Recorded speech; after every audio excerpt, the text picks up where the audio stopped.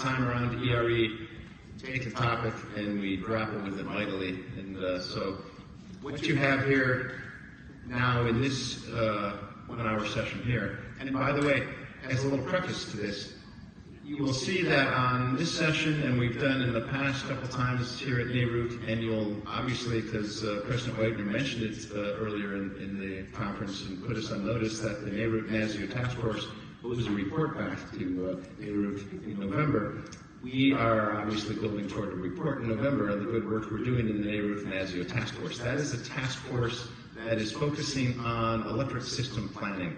And it's NARUT and NASIO to bring together the NARUT side, which is the regulatory experts, and NASIO, which is basically your state energy policy expertise, and looking at the quickly emerging world of how different aspects of utility and utility regulatory planning practices, which currently kind of operate in different ways on their own. And by that I mean resource planning or integrated resource planning, as many folks know it, transmission planning, and the emergence of distribution system planning. And it's not about how to create distribution system planning, which is an adjunct to the session you're going to have here in a minute, but it's how do all those fit together effectively in a rapidly changing world so that we are best implementing energy policy and best conducting regulatory practices as it pertains to planning. So that's the essence of this. And because here is NARUT, but we're partnering with NASIO, and both for the NARUT folks who could not attend and for all of our NASIO colleagues, we are live streaming this session then, so folks can, and yeah, it is pretty darn exciting. Thank you for that. Yeah, and it's good to know the audience is thrilled by that, and that's good. And so we are using that as an opportunity to both better communicate, broaden our audience, and share this. And by this, I mean that in this session here, we're going into one fairly specific aspect of the world of DERs, distributed energy resources, and how they fit into the distribution system and planning, and looking at the technical or tool side of this conversation, having to do with how exactly do you dance with that new resource arena from a load forecasting or projection point of view. Because if you don't have the tools, a lot of this continues just to be sort of a hypothetical exercise. And so what we're using this hour now is a panel of 3 folks who are going to help us through that conversation, to look exactly at that, of what do we know, and what can we learn, what are the takeaways in the arena of load forecasting or system forecasting regarding distributed energy resources, or DERs. So what you have in front of you now is we're going to start from the perspective of the national labs, in this case the Pacific Northwest National Lab, or PNNL, and Juliet Homer will lead first and kind of set that context from what the labs have been able to learn and share, which is always a great use, and we do appreciate that partnership through DOE, the whole backbone of all the labs, because they can set that broad context and substantive depth for us. From there, we're going to move to Kevin Cushman, and he's president of Integral Analytics. And Kevin's here in large part because his firm actually worked in this area of developing DER load forecasting tools. So he kind of knows the actual software and program that is in use in several of the utilities around the country, and can help us look then at some of the lessons learned, best practices, things to be aware of in this arena, emerging arena of load forecasting and DERs. Then we bring it down to the specifics of the utility, in this case, Sacramento Municipal Utility District, or SMUD, and Patrick McCoy is going to talk about their actual experience at SMUD doing this actual work. So that's the flow. That's the end of my remarks for you. I'm going to turn it over to Juliet first. I think we all have slides, and the live stream is going to turn towards slides. So thank you for being here. All right, my pleasure. Hello, everyone. I'm Juliet Homer from Pacific Northwest National Laboratory. Slide advancing here. There we go. So I also wanted to just acknowledge the U.S. Department of Energy and my other colleagues at the other national laboratories, particularly Lisa Schwartz from Lawrence Berkeley Labs and Michael Coddington from NREL. I also borrowed some material from Debbie Liu from formerly of GE Consulting. So when it comes to load forecasting, it's been done over the years as part of integrated resource planning for those states that have done integrated resource planning, as well as distribution system planning. This isn't a brand new thing, it's being talked about in a different way, but the type of load forecasting DER planning that we're talking about here really has to do with this new kind of integrated distribution system planning. Okay, there we go. So you can see on this figure on the left, kind of traditional distribution system planning was relatively straightforward, and with the introduction of increasing distributed energy resources, we moved to this more integrated distribution system planning. That includes things that we've heard about today, things like hosting capacity analysis, non-wires alternatives, and really looking carefully at the types of services that DERs can provide, as well as the investments required to enable those services. And as this figure shows, so what we're here to talk about today is really the first part of both traditional and more advanced integrated distribution system planning. That's determining what is the load that needs to be served. What is the amount of electricity that the utility or the provider needs to provide, and then what are the amount, how many distributed energy resources will there be, and where, and what types. So I'm going to talk a little bit about traditional load forecasting to start. Traditional load forecasting for utilities really was focused on peak. So what was the peak doing over time, and how did that relate to the capacity of the existing feeders? And so there was kind of tracking over time. How are we doing? Are we reaching the capacity of feeders? And if so, when do those need to be upgraded? What about the substations? What needs to happen there? So it's really going to focus on just tracking peak load over time and addressing things like new subdivisions and that sort of thing. The types of tools that were used to do this are some of the kind of traditional tools that utilities use for distribution system analysis, tools like Science, Synergy, and MillSoft. So in terms of DER planning, let's see here. The more traditional types of planning for DERs or projecting DERs, some of them have been quite simple. Some utilities have just looked at historical penetration levels and kind of done a percentage and then extrapolated that moving forward. In other cases, the amount of DERs have been projected as a target. If the state or utility has a target amount for DERs, they would assume, okay, we'll assume we'll get that amount of DERs by that date. Other, little bit more advanced methods were to do regression rate-based analyses, so correlating the DER growth with other variables on the system and projecting those going forward. And that traditionally had been done kind of at the whole utility system level rather than at a more granular level. And then, of course, planner's judgment often came into play, and that was used as part of projecting DERs. So I think there's a thinking that going forward we need to move beyond these.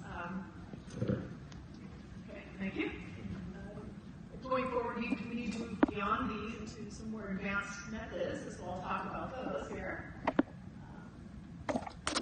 So there's a move towards more granular load forecasting and DER forecasting. My colleague Kevin Schneider likes to say that when people ask the question, what's the value of solar? The answer, solar PV, the answer really is it depends. It depends on where it is in the system, what time of day, and so that's reflected in the move towards more granular load forecasting, DER forecasting. There's also been a move to multiple scenario forecasts, so looking at potential different scenarios for DERs and making sure that the system, looking at the impacts of those different scenarios on the system. So the figure here shows for one utility a low, base, and high DER deployment potential. And so regulators have the opportunity to work with utilities on defining different scenarios that can be used. And some of those that have been used are things like a business as usual case, or cases with varying DER growth projections, varying amounts of energy efficiency, demand response, EVs, and distributed generation. And maybe scenarios that reflect different cost changes for certain types of DERs, as well as sustainability or carbon goals type scenarios. So a good question one might ask is, well, what should be the basis of these scenarios? And there's this last bullet talks about some resources that can be used to help inform scenarios. And those include things like market analysis reports. I know in some cases utilities will hire consultants to do assessments, potential assessments, and say, what is the energy efficiency potential in my service territory? What is the demand response potential? How much DER might there be? And so these third-party or these kind of independent studies can be really helpful for regulators to look at, and also to even help define and look at how they're scoped out. Another thing thing that can be of interest when looking at utility projections is to compare with third-party projections. You know, depending on who did projections, things need to be taken with a grain of salt, but that conversation between what the utility is projecting and maybe what others are projecting and why they're the same, why they're different, that can be very useful. Okay, so in terms of more advanced load and DER forecasting, so rather than kind of just looking at the historical methods, there's a move towards more customer adoption modeling to look at specifically at what customers will be adopting DERs most likely. And some of the drivers to consider in customer adoption modeling are things like potential savings to different classes of customers. There's clustering effects. Sometimes communities, residents, see their neighbors, and they also want to jump on the bus of getting solar or solar storage. There may be green customers who are more likely to adopt DERs, or customers interested in self-sufficiency, or customers with certain income levels. And customer surveys and information on existing installations and information on the queue of existing utilities can be helpful to also inform which customers might be adopting DERs. Okay, is it next here? Okay, in terms of the tools, there's a move towards more spatial, like I said, spatial load forecasting tools. And as I've looked around at some of the most innovative utilities, a lot of them seem to be using this tool, LoadSeer, to provide really granular projections for loads. And the good thing is our next panelist, Kevin, his company developed that tool. So a lot of advanced utilities are using it. But in terms of tools that actually help project the DERs, where they'll be, how many, what kind, there really aren't mature commercial tools that help do this. But you do see a lot of the advanced utilities using this method called the vast diffusion method that really helps to describe how innovation is adopted and spreads over time. So this vast diffusion methodology has been used in many different industries, and now it's being applied effectively to energy. And it's based on the theory of early adopters influencing later adopters. And there's some also other new methods coming out that really rely on things like machine learning and advanced modeling. These are still kind of in the emerging phase. One called Watt Plan Grid is being developed, and our third panelist, Patrick, is with SMUD, and they're part of the team that's helping to develop that tool. Okay, next. Okay, so I'm going to give some examples of some utilities that are using some of these methods, and I'll talk a little bit about states and wrap it up. So in terms of utilities, California utilities are required to do integrated, distribution resource plans. And as part of those requirements, they are required to develop 10-year DER growth scenarios. And the scenarios that they're using in California are one, a trajectory scenario, and then a high growth scenario, and then a very high growth scenario. And in terms of Pacific Gas and Electric and Southern California Edison, they're using this vast diffusion methodology to project the DERs, and then they're layering on top of that impacts of specific policies in California that could also impact adoption, such as the zero net energy buildings requirements that require PV or distributed generation on buildings. So these California utilities are then using a tool from NREL called PV Watts that's helping them to say, okay, once we've got the DERs out there, or for solar particularly, how much energy will these solar systems be developing? What will that look like over the day?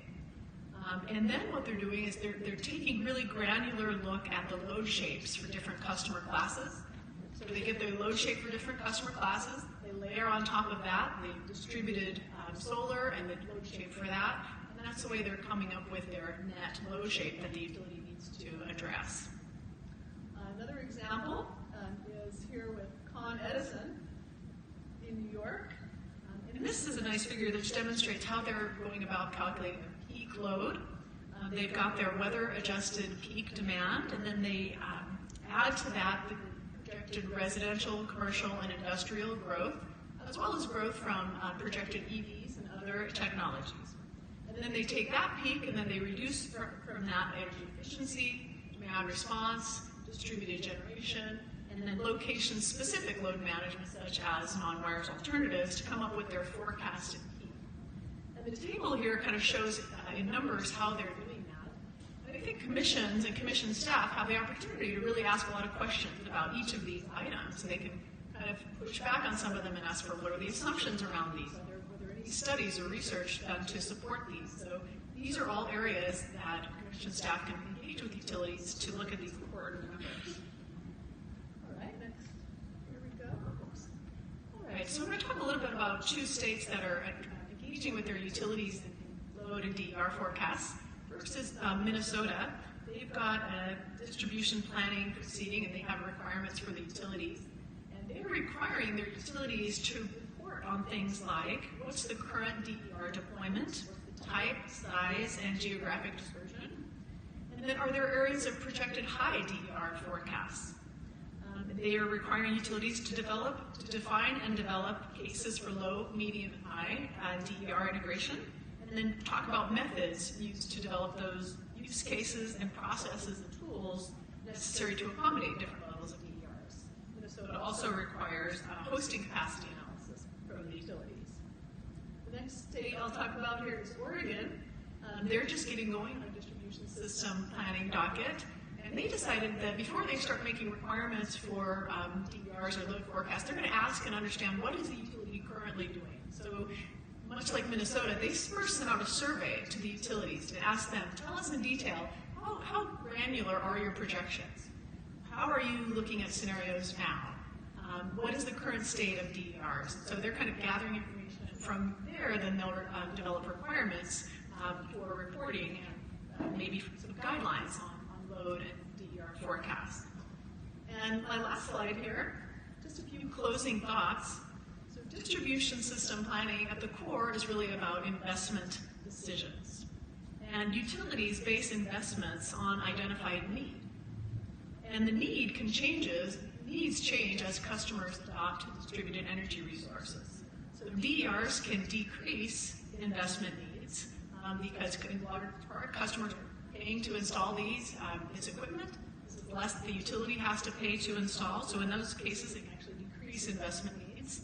In other cases, the DERs can increase utility investment needs. There may be proactive hosting capacity investments that would be made or other grid support type investments.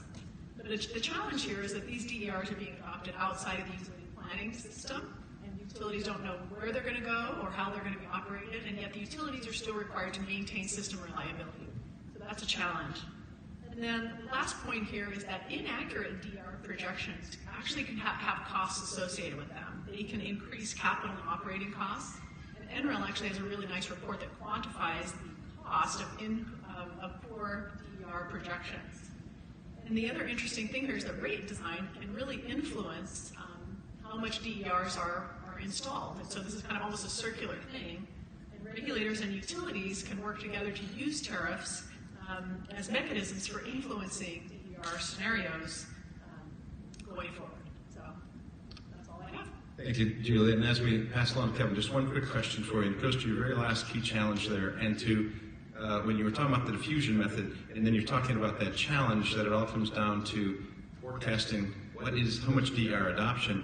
Do those methods take into consideration that you have the utility both forecasting and doing different things that control adoption? They affect interconnection. They affect adoption through rates. They affect just the tone that's set in the market in some ways. How does that, or does that get factored into trying to figure out, because they're on two sides of that conversation. Yeah, that's a great point, and I don't know the details of if and how that's included in the BAS division, but that's a big challenge. Yeah. So it's often the challenge as a regulator is the different points of contact with the utility. To that, then we're going to work our way into more detail. So, Kevin, to you. Thank you very much, Chairman Ackerman. So my name is Kevin Cushman, and I'm here with Integral Analytics, and we're a data science software business that's been in the utility arena for about 15 years. We provide software applications to not only utilities, but non-utilities, participating in the DER wave going on right now, but also municipalities, which is kind of the 800-pound gorilla that seems to be moving off in the DER world here, irrespective of what happens in rooms like this. So we think about Austin, Seattle, and Salt River Project and groups that are doing things for other reasons beyond just recovery and ROE. It's actually happening to bolster smart cities and economic development. But before I get started on my slides, I wanted to mention a comparison we're doing in the office between 2 utilities who are often compared almost as twin sisters, Hawaiian Electric and Entergy. And I see the reason I bring those up, they do, interestingly enough, have a lot of similar characteristics in terms of how they're approaching distributed system planning. One, obviously, in Hawaiian Electric, under the pressure and laser focus of 100% renewable requirements, 100% EV goals with respect to municipalities in Hawaii, and all of the interaction associated with providing customers choice at least cost in a captured environment for energy. And Entergy, where you have very little DER adoption, very little in terms of telemetry or intelligence on the network itself. What we found was there was an incredible push to build intelligence into how they were going to standardize plan, which was very interesting for us to see those two ends of the spectrum and all both merging to the same answer, which is we have to get as granular and frequent and intelligent as we can in terms of how we want planners to take advantage of what's happening, both from things that they want to manage from programs, but also things that are outside of their control, things like electric vehicles. So as we go forward, keep those two examples in mind, and you may see that they're not as different as you might think. So this, as a software business, really is the peak of our visual capability. We've heard the terms walk, dog, run a lot in the regulatory environment in terms of how to adopt process and procedure and build intelligent practices inside the utility. And when I hear walk, dog, run as a technology provider to the industry, I hear how slowly can we become intelligent instead of how quickly can we enable our teams to take advantage of what's happening. So when you see walk, dog, run, the only folks that are actually walking still are the utilities in a lot of cases. And they deal with a ton of complexity, but at the same time, all the factors on the right-hand side of the folks that are running are not waiting on them to figure it out. They're expecting them to figure it out along the way.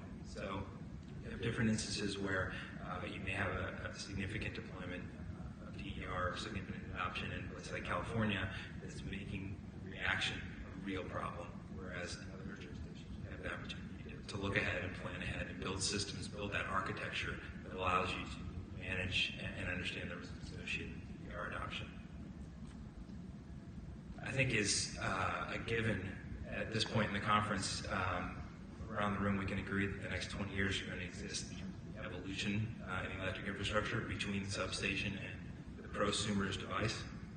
A lot of these top four drivers are pretty well understood, and we'll go through them individually, other than to say, when you think about what happens in the distribution network on a feeder or in a line section, you think about number three, things like solar clustering, or who's adopted energy efficiency measures 5, 7 years ago. They're now buying an EV, or they may be buying an EV, but their neighbor who shares the same transformer has a solar panel. How do those assets interact and create either opportunities, cost savings, or risk to that individual feeder? And then how do you aggregate that risk upward into a system level view? What it ultimately means is the load shapes that planners are going to need to adopt and use to adjust for risk and look at different scenarios are changing, and they're volatile. They'll become more volatile as DER adoption. So that is the broader context. What we're seeing several utilities start to merge, traditionally have been very siloed operations, distribution planning, IRP groups, corporate forecasting, and then even the operations groups, who traditionally had been on a different floor than the planners, are all being brought together in groups called integrated grid planning. And they're sharing intelligence, sharing modeling, and looking to say, okay, if you're telling me this is what I believe is going to happen in this part of the network for the next year, how will that impact me in the next 2 days when I have a weather issue coming up? Or how do we look at cloud following for solar, and how does that impact what you told me what's going to happen in terms of adoption for DER the last 2 years? So that is important. Locational and temporal value of DER have to be considered. The ability to build capabilities inside the utility to run multiple scenarios and understand what multiple forecast methods are available now, start to build those muscles is also critical. So the objective being having a DER-ready distribution network. On the left-hand side, having a modern system to be able to accommodate expected DER growth, whether it's managed through utility programs or incentives, or it's coming such as the based on market desire. To include granular DER scenarios into load planning and determine the cost or benefits associated with DER adoption in different places at different times in the network. And then finally, to provide valuation metrics that allow for capital alternatives, non-wireless alternatives, et cetera. In some places are being mandated, and in some places are just smart practice because you can actually deploy capital in a more surgical manner. Underpinning all of this is the ability to look at each circuit and look at it in an hourly environment and look at it multiple years out into the future and understand what the circuit load forecast really portends for that part of the network. As Juliet mentioned, previous history and the legacy of distribution planning has been the guys behind the gray cubicle walls that somebody taps them on the shoulder in September and say, okay, your peaks are in, right? You've seen the summer peak. What are we doing? How does it look for the next year or two in terms of planning? Did we lose our audio?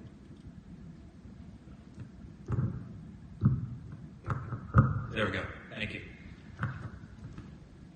Traditionally, a tops-down corporate forecast being allocated to individual feeders, almost in a peanut butter environment. What did we do last year? Was it a 1.6% overall system load growth expectation? Okay, spread that out to the feeders and let me know how it looks. How do we look in terms of risk associated with that approach? Based on historical regression.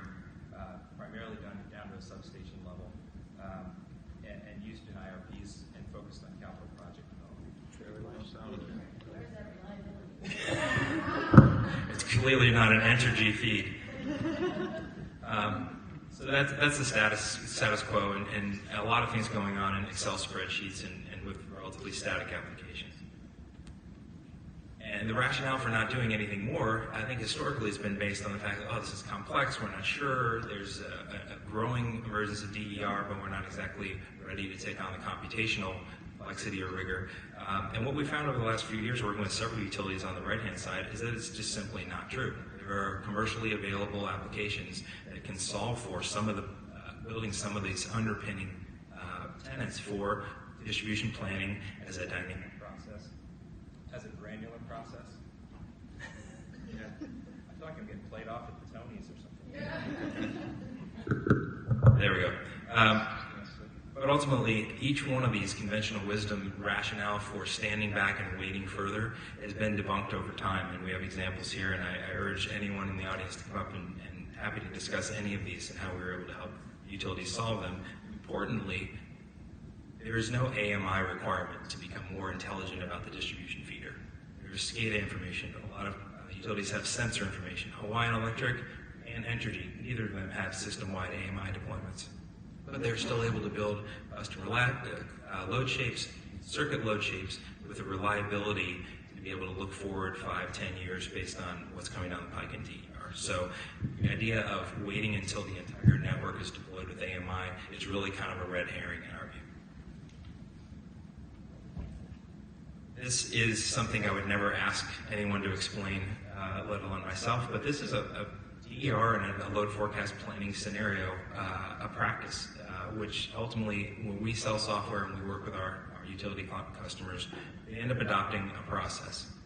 We talked about integrated grid planning, what it means to incorporate multiple groups into the process, and that needs to happen much more frequently than on an annual basis or than in a test year environment.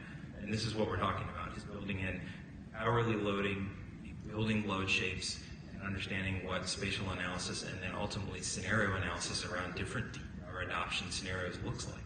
So we have the computational capacity. Amazon Web Services and Microsoft have done a pretty nice job building businesses around making computational capacity available. It's now available. On a lot of analysis in a short amount of time and produce results that give you a distribution of potential outcomes. So building that into process is also important.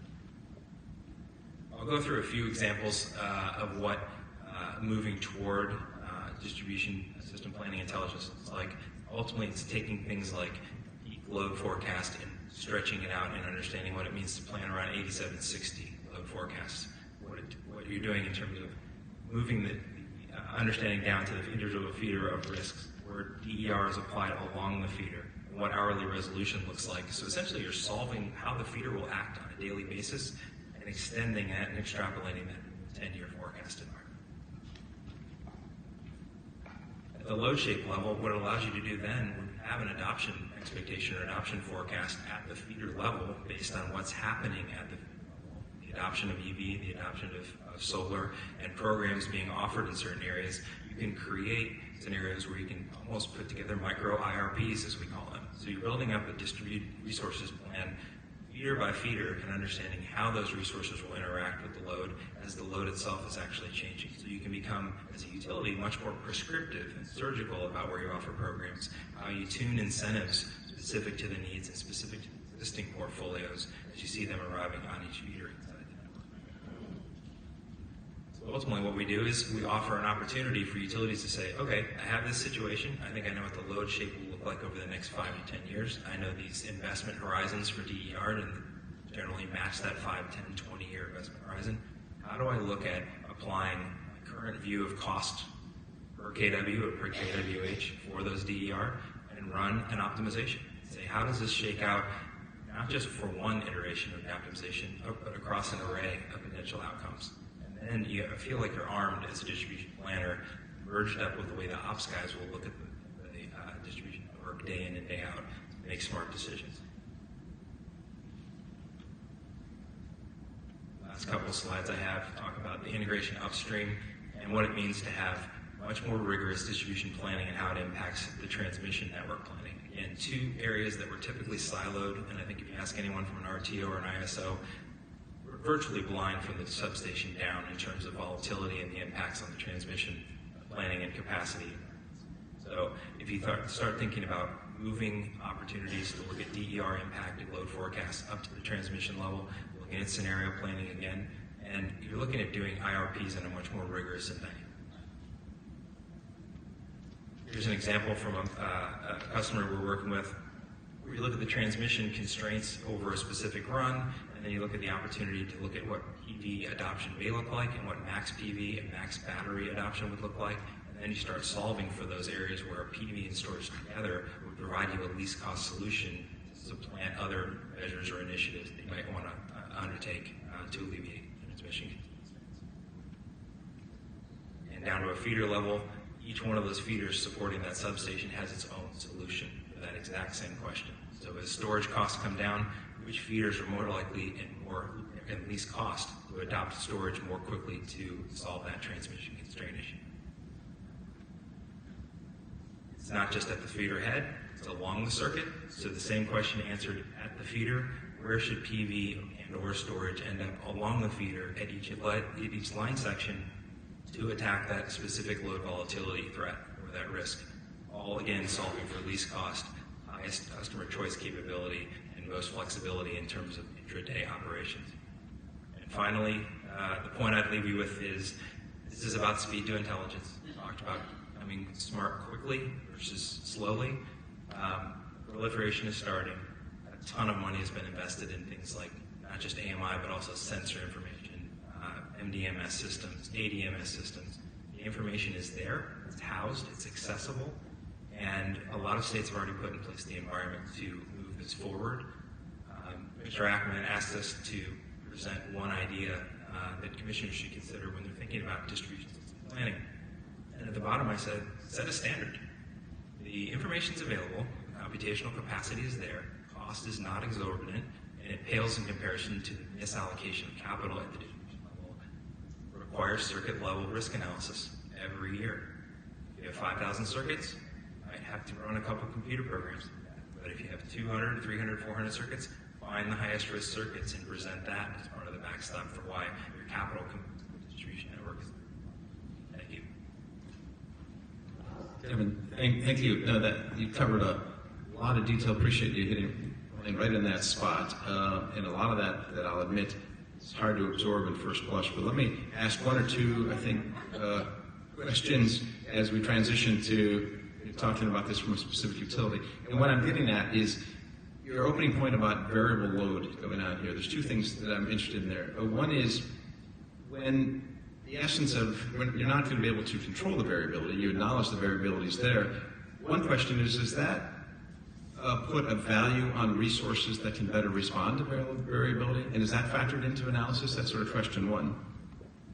So the answer is yes. When we look at an optimization, if you're thinking about the variability and running scenarios around that variability, how do you think about load factor and performance of those assets along that feeder. So what pulls in under the circumstance of cloudy weather or weather anomalies, extreme weather, those resources are pulled in to solve that. That's helpful. And then second, when you were talking about your example about a feeder that might have a least cost approach to bringing on new assets, are you in there, I hear implied that then there would be a price signal sent to the folks on that feeder that would say, for you, because it's least cost here, the dynamic between the customer and the utility is going to be set at a certain price? Are we talking about locational pricing? There's been a lot of talk about locational marginal pricing, or LMP plus D type pricing, and I think that is implied in what we're solving for here. There's an avoided cost per location, having specific assets at a specific location on the feeder at a specific time as an investment protocol, and then looking at that, how that plays out over time in terms of bid-ask, distributed marginal pricing, that sort of thing. It's unit transactive energy. We're talking about those planning, using that mindset. You actually think about the solution as you're clearing a market optimum, and the market being the feeder, and the market participants being the individualized DER, and how those market assets are clearing, but you have to back up and think about it from a planning perspective first. And that's really what this logic applies in the outset. Thank you. Commissioners, I hope that helped, as you can do follow-on questions in a few minutes, and now that you're ready for that. We're going to go to Patrick at SMUD, and appreciate you being here and to tell us about SMUD's particular experience with this. So. Thank you. So,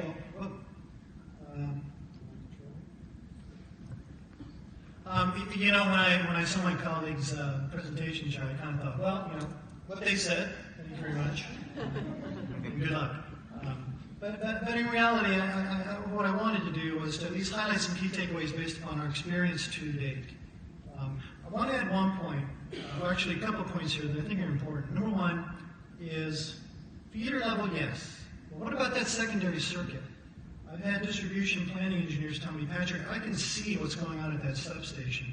I get a sense for what's going on in that feeder. But what I'm worried about is that secondary circuit where I can't see what's going on. And I've got issues with service level transformers, right? I've got a residential customer who has 10 kW PV, who's got 2 Teslas in the garage, a couple of power walls in their garage. And now we're going to try to get them to adopt, you know, electric appliances. What the heck is going to happen with that load? And then how's that 10 or 12 homes that are on that service transformer? How is that transformer going to act? What am I going to need to do? If you have tens of thousands of those service transformers, that can end up being a significant cost in terms of needing to update, or not update, but to modify those or replace them. We also worry about conduits.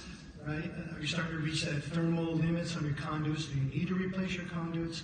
So I think it's also important to consider a little more granularity than just the feeder level. Nonetheless, I wanted to make that point because we're thinking about that.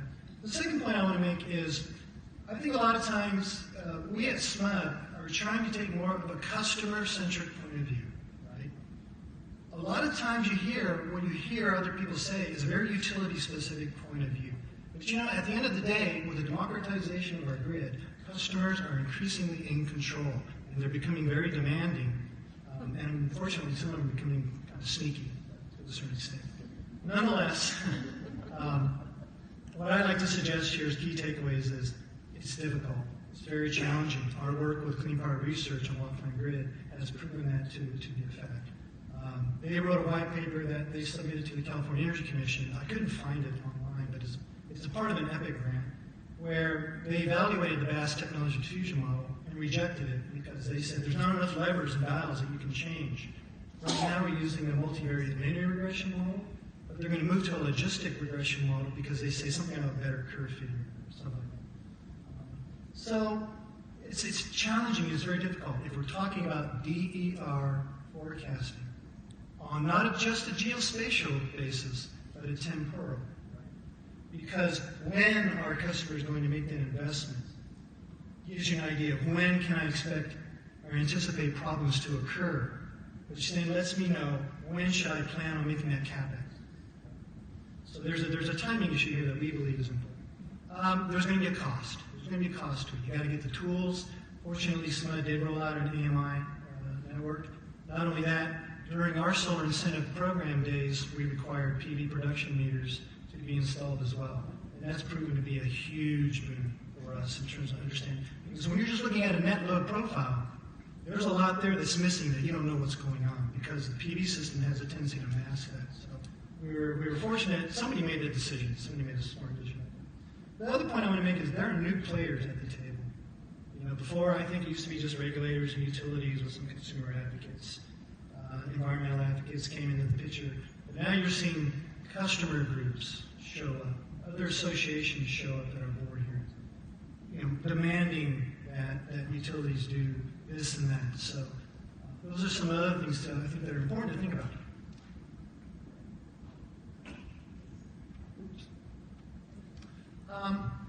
Integrated planning, yes. But how? We're struggling a bit at SMUD to try to figure this out because it's actually a lot harder, at least in our experience, to break down those silos. And, when you go talk to the distribution planning engineers, they're like, oh my God, don't bug me, Patrick, with all this DR stuff. You're driving me crazy, right? I plan on just peak and when it occurs. We're going to try over the next several years, hopefully not that long, to convince them, no, it's a little more than that. You need to think about some of these other things as well. I chose a Venn diagram because I think it best represents how interrelated these are in a reflection of the integrated planning, right? If you can forecast DER, well, first of all, hosting capacity analysis, a lot of utilities have already been doing that. So that doesn't seem to be all that problematic unless it's a static view of that hosting capacity analysis, right? We need to move into more of a dynamic, or as things are interconnected, that hosting capacity analysis or that map is continuously updated. From there, then, I think you can then move into a locational net benefit analysis. You know what's going on the grid. You've got your DR forecast, so you can kind of anticipate things in the future. Now you start to consider where are the locations that I can drive some net benefits.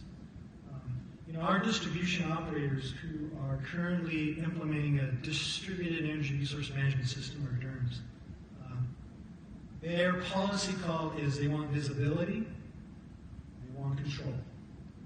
I don't know if every utility wants that or not, but that's what SMUD's distribution operators want. They believe it's important, which is why it's going to cost them in order to do that. But transparency is also important. And the reason I say this is because transparency and ownership of the assets, ownership of the data. So here's a story I like to tell. Several years ago, we met with a solar inverter company. And we said, we really love what you're doing. It's going to be really great if we can just interface with your system. We can get the data. We don't have to keep paying for these EV generation meters that's costing us several $1 million a year. And they went, hold it. First of all, that data doesn't belong to you. It belongs to us. We have a relationship with the host customer. Matter of fact, we enter into a data privacy agreement with that host customer. Therefore, if you want access to that data, first you have to get our permission. But more importantly, you have to get the customer's permission as well to access that data. So, of course, that conversation came to a complete grinding halt. But it was the first time we were faced with that situation where you've got third parties now that control and own data, and they understand the value of it. So transparency and ownership are a couple of other things that are at least embedded within this diagram. It's going to be very important for regulators to think about that. Data ownership. It's not just about utilities anymore. It's about customers and third parties that are part of the conversation. Okay. I wanted to touch upon scenarios. This is just a handful of scenarios here. I chose this graphic because I wanted to demonstrate easy, relatively speaking, to hard. Right? And so the spectrum of scenarios I thought was, you'll see in the next slide why to lead into my next slide here, where actually we had an actual experience. Because there's lots of scenarios that are not listed here. Right? One of the scenarios that our load research and forecasting folks just told me about was, Patrick, if we do everything that you guys are strategizing about, when it comes to PV, battery storage, EVs, building electrification, so on and so forth, we are going to go, by 2040, we will go from a July weekday 5 to 8 peaking utility to a December 24th, midnight to 2 or 2 to 4 in morning, we would become a winter peaking utility. And it caused everybody to just kind of pause and go, so what are the ramifications of that? What are the issues associated with that? So these are things that I know we're going to continue to investigate and wrestle with. What happens when your system peak changes? It was pretty mind-blowing there. And some of the other scenarios aren't listed here, right? The velocity of change.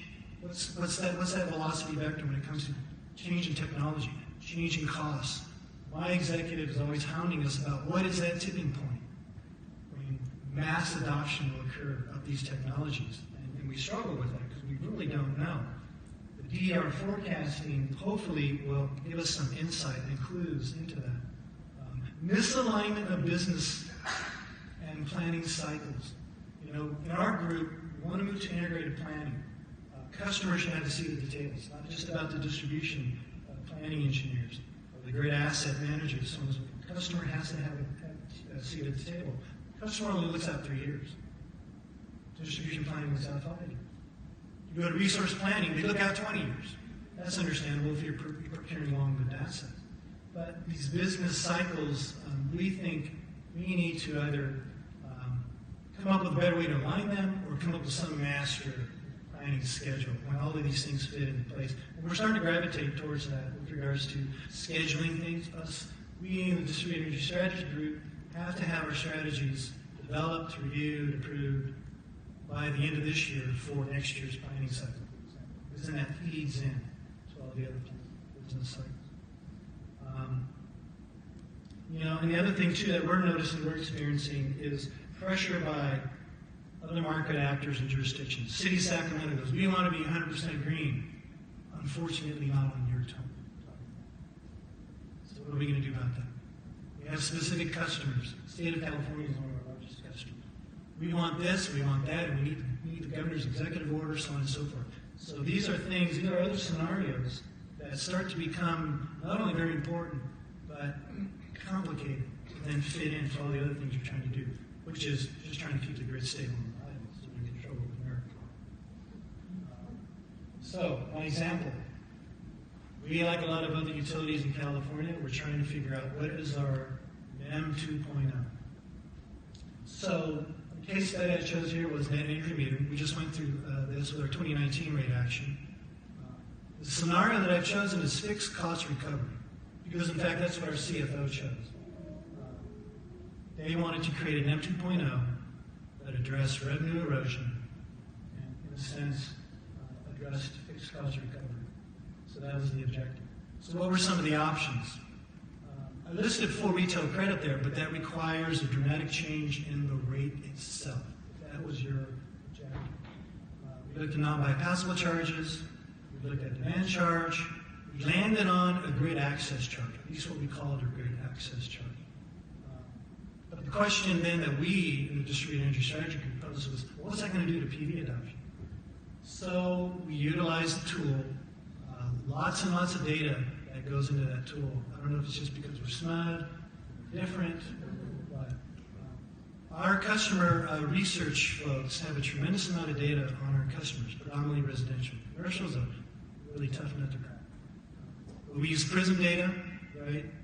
Segmentation. We bring all of that into the tool to try to figure these things out. What we discovered was that the PV adoption rate for residential almost went to zero for 6 to 8 years. We presented that to our CFO, and they said, okay, we understand, but we'll go ahead and move forward with this. The outcome was, of course, as you can imagine, a tremendous outcry, lots of bad press, and the SMUD board said, whoa, you guys need to go back and redo this and come back to us with a proposal that kind of walks maybe a tightrope here in terms of policy, politics, market reaction, and what our customers want.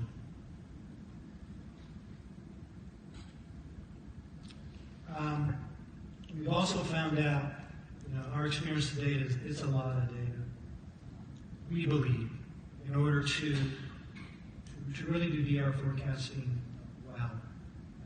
We took initial run with this back in 2015 with Black and Beach. They did a terrific job. But we gave them lots of data. It's not just your typical customer billing data, load data, 8760, and the grid architecture and all that. We gave them customer propensities, business segments, some other data and information. Right? You got to add in cost trajectories of the technologies, and you therefore try to determine what it is with regards to DR forecasting that is most attractive to residential customers. Right? For example, residential customers in single-family homes in SMUD service territory, on average, stay in their homes about 7 years. So they're on average moving about every 7 years. Well, if you're going to make a 10-year investment, how are you really going to think about that? Honey, we're only going to be here for 7 years. Why would we invest in PV? We think that's one of the barriers that's created in terms of why isn't more widespread adoption of PV. I mentioned that we have SMUD AMI data, PV metering data. We are starting to acquire third-party data as well. One of the areas of visibility that we lost when our center program ended was PV cost information. And the cost of PV is important to understanding DR forecasting, in our opinion.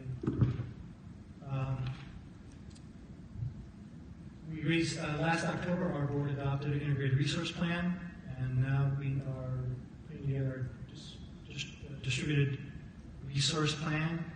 We actually call it the IDRP, or Integrated Resource Plan. But the one thing I want to point out there is customer research. Right? A lot of those other things are my colleagues here covered.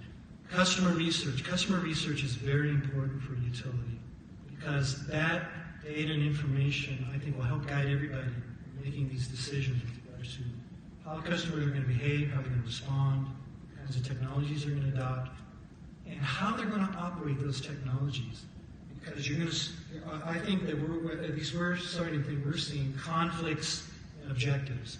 Utility wants to do this in terms of following policy and the directions by the regulators. But customers want to go in this direction and do that.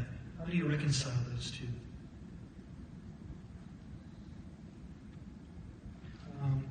Once again, I think it's a lot of this is probably obvious. I was asked to kind of just touch upon how does one get started? How should a utility think about just even getting started? The two I want to highlight here is you got to establish your strategic objectives. We're migrating towards a strategic objective of leveraging customer investments in distributed energy resource technologies to do things like create non-wires alternatives, to more on a locational basis get customers to adopt technologies that we believe will benefit the grid. Our new strategic objective is reduce the carbon emission footprint of the entire SMUD service territory. It includes transportation, it includes building electrification. So these are some new things, but at least we have some guideposts in terms of what we want to do. And of course I said customer research twice, because we think it's that important to do for utilities to do that customer research. Some final thoughts here. SMUD is still struggling with what is the value of DRs. What is that locational value? Rate design, as we have learned, can either inhibit or accelerate DR adoption. We're going to be rolling out a pilot where we actually have a device, not a device, a system that will send price signals to customers' devices. We're working with a couple of companies to see how that's going to work. And, it's I think, a bit early in the game in order to really understand the value of DRs. And finally, it's a moving target. Every year, it seems to change. As the cost of technologies come down, we're seeing residential customers adopt solar PV plus storage. But it's not economically beneficial yet at this time. So why are they doing it? Well, do your research. You ask them, why are you doing that? Back up. Gives them a peace of mind. Yeah, we know it's expensive. I can't do that. Although interestingly enough, when you dig a little deeper, you realize they are leasing these systems. The third party that's leasing these systems have other ideas as well. They want to create virtual power plants, they want to create microgrids, they want to participate in the wholesale market. Right? CalISO's, in my opinion, starting to open the doors for more DRs to play. Sell them. So certainly a lot of things to think about. I think that we're on the cusp of this, but there's a lot of work to be done yet. Thank you. Thank you, Patrick. And you, toward the end, answered the question I was going to ask you. But just one question quickly, and I want to get to the commissioners around the table before we run out of time. Is you were using your example of a case study and exploring net metering and some changes in net metering 2.0, and you went up to pursuing one and then ran into problems. You left sort of the regulator's equivalent of a cliffhanging story there. So, because what comes next? Is it just business as usual, or is there something else coming? What comes next is we hire a consultant. We may explore value of solar as one alternative, but yeah, we need someone to come in with some horsepower to help us think this. Kind of relates to our previous session of, it's a very specific example about that. Commissioners, first, and around the table, looking for anything from you, and at least who will make eye contact with me first. And while you're thinking of that, let me ask the three of you then, and anyone out in the audience if you have any questions in particular. What I'm looking for, and I think you've all touched on it in different ways, but two commissions, if not to utilities as well. If we're at a place where we're actually, this may well be going on in the utilities we're regulated, but we're not even sure of that, where's the good first place to start this engagement? And after talking about strategic objectives, that's an interesting hook to kind of talk about where are we trying to go versus just saying, hey, you doing load forecasting and DERs? And how to make this engaging and informative. What's the thing we should pursue first versus just taking the whole enchilada all at once? Is there a particular place to engage this? Does it fit best in a particular kind of proceeding? What's the best way to bring this from, if you're not doing much, into the regulatory arena in an appropriate and helpful way? Any thoughts on that? In my opinion, I would suggest it's kind of easy for us in California because the policymakers have already established goals. They've established a policy, working with the regulators like the California Public Utilities Commission and California Energy Commission to start to kind of define how that's going to work. For a municipality like us, then, we have to make a decision. Do we follow what the PUC is doing, or do we do it? But I think since the policies have been established, it's a little easy. Okay. Any advice? Yeah, one thing I think to do is to start where you're already at. If you're a state with integrated resource planning, you can start to dig a little bit deeper into the DER projections that are associated with that, or any other dockets that might include projections of distributed energy resources. And then making sure there's consistent inputs between different dockets, if there's IRP, if there's some sort of distribution system planning, kind of making sure that the projections are consistent. And I think the way that Minnesota and Oregon started is with some surveys and some stakeholder meetings to talk about, how can we be sure that the investments that are being made are in the best interest, to try and bring just increased transparency is another good way. Very helpful. Thanks. Kevin, did you have something to add to that? I think just asking the simple question, how could you show me how you make the risk assessment on your network relative to the adoption of DER for the next 10 years? How do you do it? Very good. It's right to the point. Audience, the last word from any of you wishing to kind of sum this all up.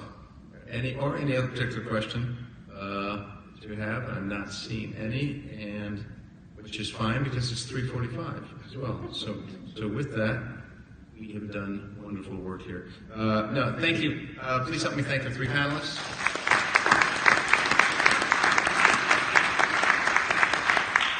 With that, you're right on schedule for a 3:45 break, and I think there's one more session at 4 o'clock.